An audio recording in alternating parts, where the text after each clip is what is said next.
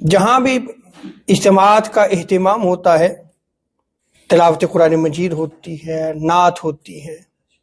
پھر آقا علیہ السلام کے فضائل اور مناقب بیان کیے جاتے ہیں، سیرت مطہرہ کا بیان ہوتا ہے، آقا علیہ السلام کی ولادت باسعادت کا ذکر ہوتا ہے۔ تو اگر آپ ان کو آقا علیہ السلام کی سیرت مطہرہ میں دیکھ لیں تو یہ چیزیں ہمیں نظر آتی ہیں کہ خود آقا علیہ السلام نے صحابہ کی مجلس میں اپنی تخلیق کا ذکر بھی کیا، اپنی ولادت کا تذکرہ بھی کیا، اپنے فضائل اور مناقب بھی بیان کیے، اپنے حسب و نسب کی طہارت کا بھی بیان کیا۔